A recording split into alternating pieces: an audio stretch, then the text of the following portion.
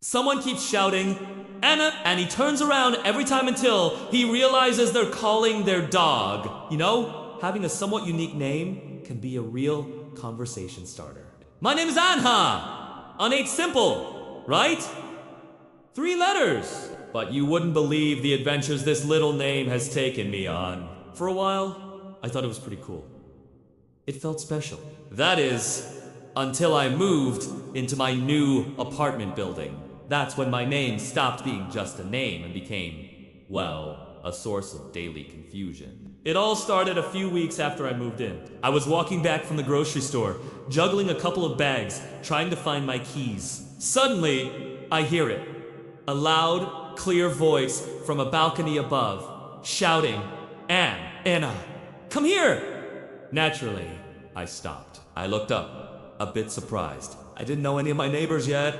Was someone trying to get my attention? I scanned the balconies, but I couldn't see who was calling. I just sort of stood there awkwardly for a moment, then shrugged and continued on my way.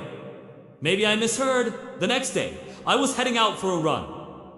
As I stepped out of the main entrance, I heard it again. And get back here right now! This time, it was a different voice. A man's voice. Firm and a little exasperated. I froze mid-stride and turned around. An older gentleman was standing on his patio, looking down at the lawn. But he wasn't looking at me.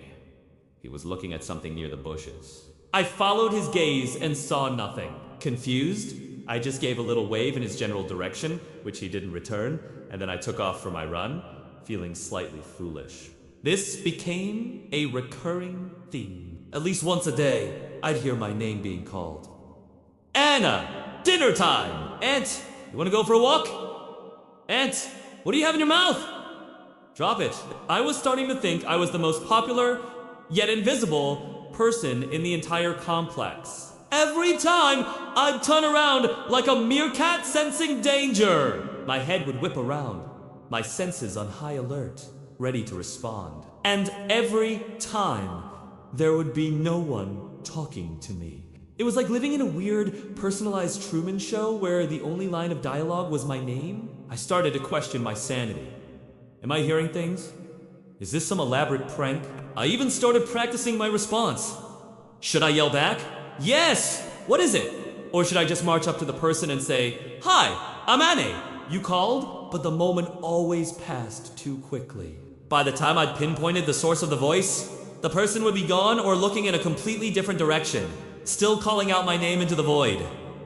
The mystery deepened. I'd be reading a book by my window, and a kid's voice would pipe up from the playground. On catch. My head would snap up from my book. I'd be taking out the trash, and a woman watering her plants would coo. Who's a good boy, Anna? Who's a good boy? And I'd find myself instinctively puffing out my chest a little, thinking, well, I try to be. It was ridiculous. I was conditioned. My name had become a trigger word. A sonic button that activated my turn around and look confused mode. My friends thought it was hilarious. I'd be on the phone with them, walking through the courtyard, and suddenly I'd stop mid- Hold on! I'd say, I think someone's calling me. After a pause, I'd get back on the line. Nope, false alarm. Again, my friend would just be laughing on the other end. Dude, he said one time, you're like a secret agent, and your activation code is just your own name. The climax of this whole saga happened last Saturday. It was a beautiful, sunny afternoon. The kind of day that makes everyone in the building emerge from their apartments. I decided to grab a coffee from the cafe down the street. As I was walking past the communal lawn area, a frisbee flew past my head and landed a few feet away. Then, the familiar call. Anna, go get it. Go get the frisbee. Anna. This time, I was ready. This was my moment. The voice came from a young woman sitting on a picnic blanket not too far away. I saw her. She was looking right in my direction. I took a breath, put on my most charming and helpful smile, and started walking towards the frisbee. I was going to be the hero of this story. I was going to pick up that frisbee, hand it to her, and say, Hi, I'm Anna. I believe you were calling for me. It was going to be a perfect, movie-worthy meet cute. I reached the frisbee, bent down to pick it up, and as I stood up, something small and furry shot past my legs like a little brown rocket.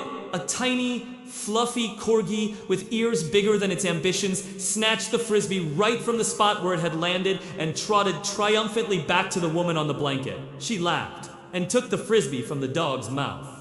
"Good boy, Anna. You're the best boy," she said, scratching him behind the ears. The dog Anna wagged his stubby tail with pure joy, and I just stood there, frozen, holding ... nothing. The air. I was holding the air where the frisbee used to be. It all clicked into place. The shouting from the balconies.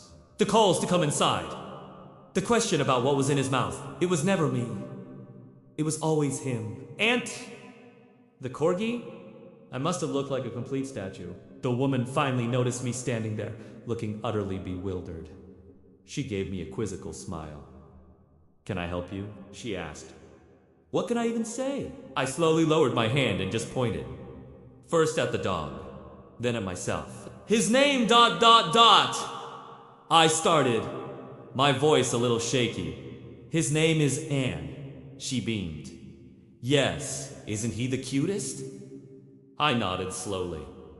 "My name is also Anna." The look on her face was priceless. It was a beautiful symphony of surprise, confusion, and then dawning horror as she realized what had been happening.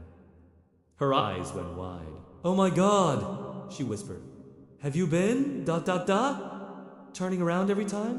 I just gave her a weary, defeated smile.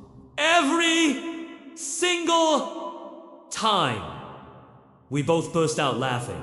It was a mix of embarrassment and pure relief. The mystery was solved. I wasn't going crazy.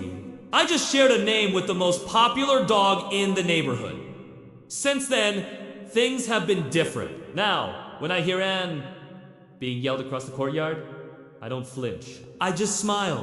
And sometimes, if I see the little guy, I'll give him a wave. "They're calling you, buddy," I'll think. "We have an understanding." And honestly, it's not so bad sharing a name with him. He's a pretty good boy, and thanks to him, I finally got to meet my neighbor. So, if you ever move into a new place and you hear your name being called constantly, maybe just check for a four-legged resident first. It could save you a whole lot of confusion. Thanks for listening to my story. It's a strange world out there, isn't it? If you enjoyed this idea, really appreciate it. If you did, give me a like and subscribe for more tales from my very, very normal life. See you next time!